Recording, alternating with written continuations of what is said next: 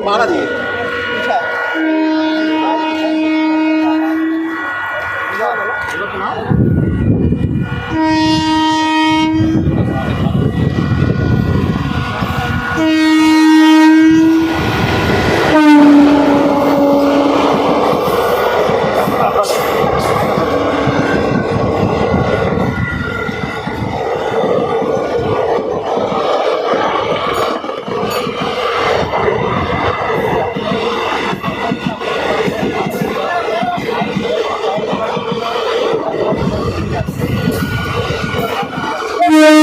कई बार ऐसा हुआ कि आगे में जो है ट्रेन आगे निकल गई है, हम लोग को शिकायत है।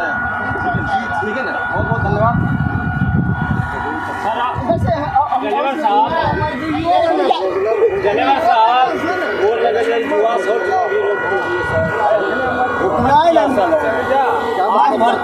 एक दिन पीछे ट्रेन आ रही है, पीछे ट्रेन आ रही है।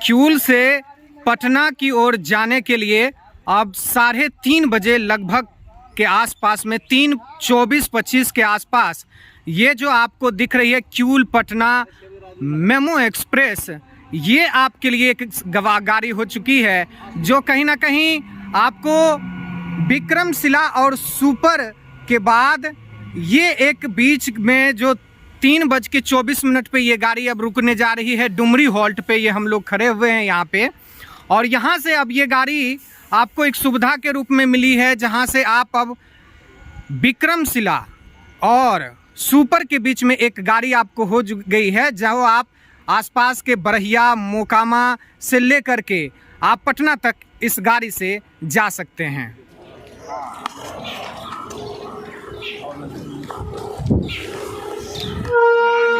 नमस्कार, मैं हूं चंदन सिंह और आप देख रहे हैं राष्ट्रीय दर्पण।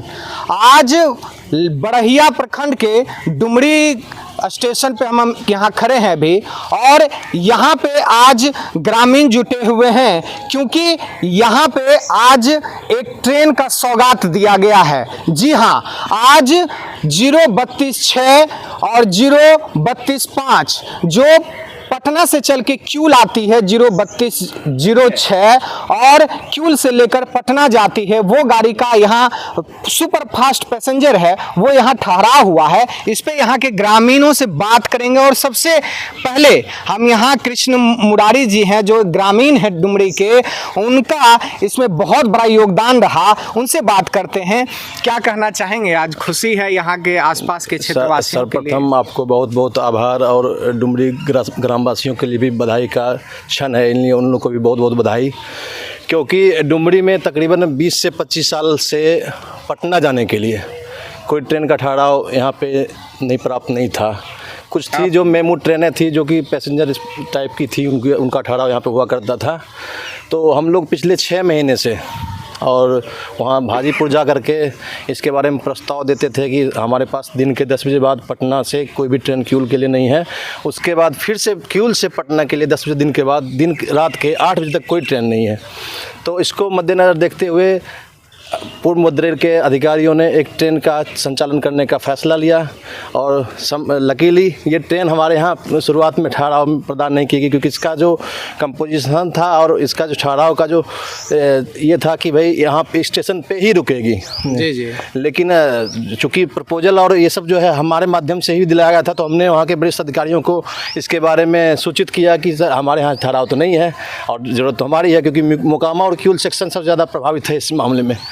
तो वहाँ के वरिष्ठ अधिकारियों ने परिचालन अधिकारियों ने हमारी बातों को गौर से सुना, गौर से समझा और उन्होंने इस पर सहमति जताई और आखिरकार इसका ठहराव में कि हमेशा एक ये मुद्दा रहा है ट्रेन ठहराव को लेकर के कि क्या वहाँ से राजस्व निकलता है कि नहीं, ट्रेन का खर्चा निकलता है कि नहीं, स्टेशन हॉल्ट का खर्चा निकलता है कि नहीं, ये बहुत बड़ा एक मायने रखता है। इस पर आपका क्या अनुभव रहा? जानकारी देना चाहेंगे कि डुमरी हाल्ट दानापुर मंडल के पूर्व मध्य रेल के दानापुर मंडल के राजस्व प्राप्ति वाले स्टेशनों के भी ज़्यादा ऊपर अहर्ता रखता है। बट ये चीज़ें क्या है कि यहाँ पे हाल्ट होने के कारण बहुत सारी चीज़ें हम लोग पिछड़ जाती है। बाकी हम लोग देख रहे हैं 30-35 सालों से यहाँ पे विकास का कोई कार्य नहीं हुआ। उसके पीछे जो है राजस्व के साथ साथ और भी कुछ कारण हैं जिसको कि अभी मैं बताना नहीं चाहूँगा यहाँ पे, और लेकिन इसकी प्रक्रियाधीन चीज़ें चल रही है जिसके लिए हम लोग प्रयासरत हैं कि यहाँ पे और भी जो मूलभूत समस्याएं हैं उसका यहाँ पे निदान करने के लिए आगे काम किया जाए। और कुछ ही दिनों पहले, आज से 4 महीने पहले, हमने यहाँ से एक ट्रेन चलती है पटना से मोकामा को आती है, और मोकामा में उसका रेट तकरीबन 6 से साढ़े 6 घंटे तक आइडियल खड़ा रहता है। उसको हमने क्यूल तक विस्तार के लिए जो है रेलवे बोर्ड में इसका प्रस्ताव भिजवाया है माध्यम से, और संभवतः ये चीज़ें हमें मिलने को जा रही है। हमारे अभिभावक के तौर पे आशुतोष जी हैं जिनका मार्गदर्शन हमें मिलता रहता है, जिनके कुशल मार्गदर्शन में हम वरिष्ठ अधिकारियों के पास जा कर के मिल के अपना प्रस्ताव रखते हैं और उनके माध्यम से ये ठहराव हमें मिल पाता है। अभी हाल में ही फिर कुछ और प्रोजेक्ट दिया गया है यहाँ के लिए, डुमरी के लिए, जिसमें कि प्लेटफॉर्म का विस्तारीकरण और यहाँ पे यात्री शेड और नए पैदल ऊपर पुल का निर्माण के हेतु यहाँ से हमने लिखा है, और हमें इसमें सकारात्मक जवाब भी मिला है कि आपका कार्य ज़रूर होगा। और भी बताना चाहेंगे कि कई ट्रेनों के समय परिवर्तन को लेकर के भी हमने जो है परिचालन प्रबंधक से बात किया है, और हो सकता है आने वाले दिनों में कुछ और अच्छा देखने को मिले डुमरी के लिए, क्योंकि अभी एक ही ट्रेन अब बची है 03273 जो कि जसीडीह से चल के पटना तक जाती है। उसका ठहराव हमारे यहाँ नितांत आवश्यक है और संभवतः हमें कुछ ही दिनों में मिलेगा। यानी जो कृष्ण मुरारी जी हैं, उनके बातों से, उनके कामों से ये जाहिर हो रहा है कि कहीं ना कहीं जो डुमरी हॉल्ट है वो राजनीति का भी शिकार हो रहा है, क्योंकि बड़े बड़े नाम यहाँ से आते हैं। सांसद हैं यहाँ के ललन बाबू, जो अपने आप में बहुत बड़े नेता कहलाते हैं। यहाँ से ही विधायक हैं, उप मुख्यमंत्री हैं बिहार सरकार के विजय कुमार सिन्हा जी।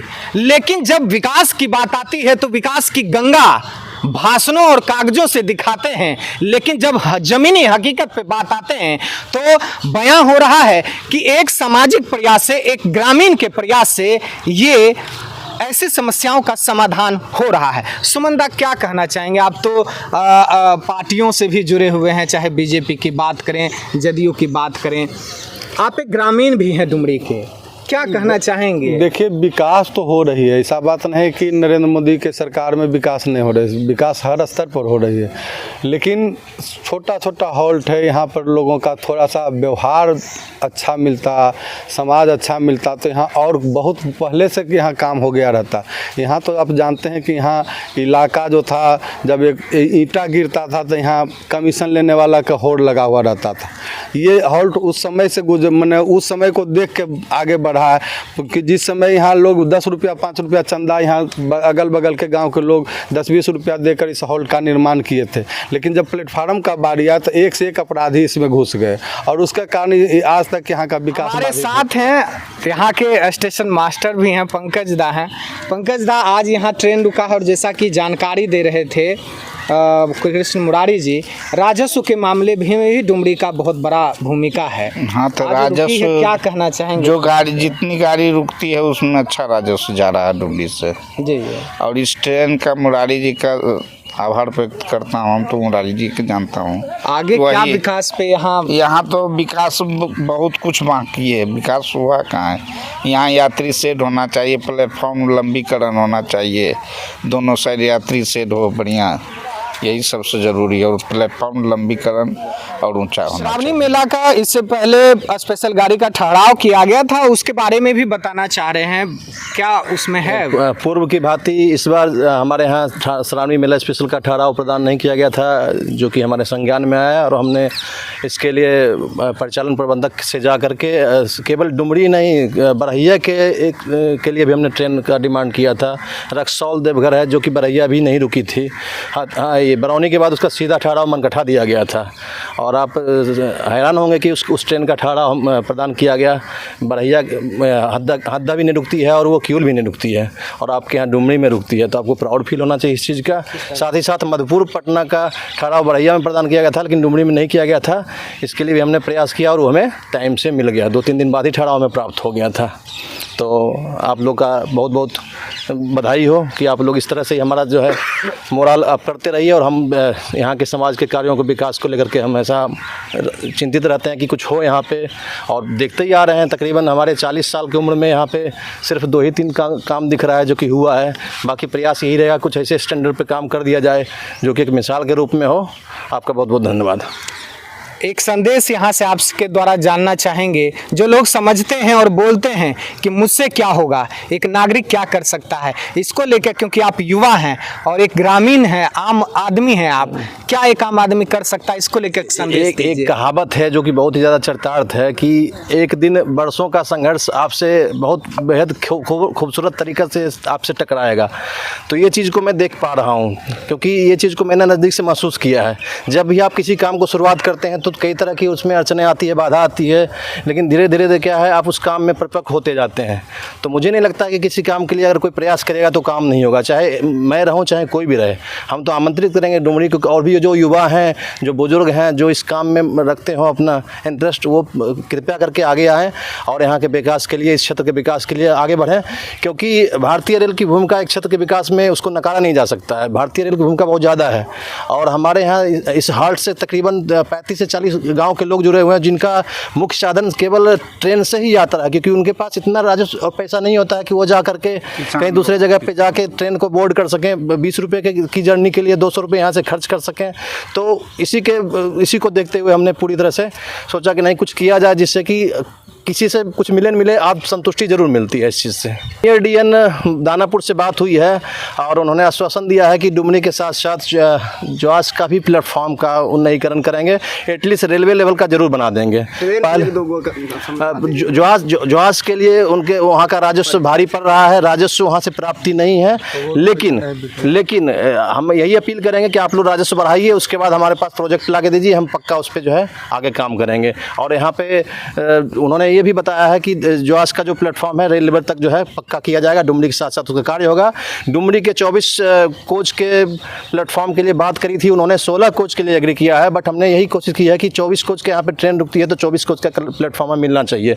उन्होंने ये बताया कि हाल्ट का कैटेगरी है तो इसलिए 16 ही मिलेगा, लेकिन हमने कोशिश किया कि 24 कोच का मिलना चाहिए और संभवतः इसमें कोशिश में हम सफल। यानी यहाँ से एक बात निकल के आ रही है कि विकास की बातें भले हमारे बड़े बड़े दिग्गज नेता करते हैं और बड़े बड़े दावे और वादे भी किए जा रहे हैं, लेकिन जब जमीन पे आते हैं तो निकल के बात एक ही आता है कि आप वो जनता, जब आप जागरूक हो जाएंगे तो बरहिया और ये जो जूझ रहा है बरहिया प्रखंड वो भी दर्शा रहा है।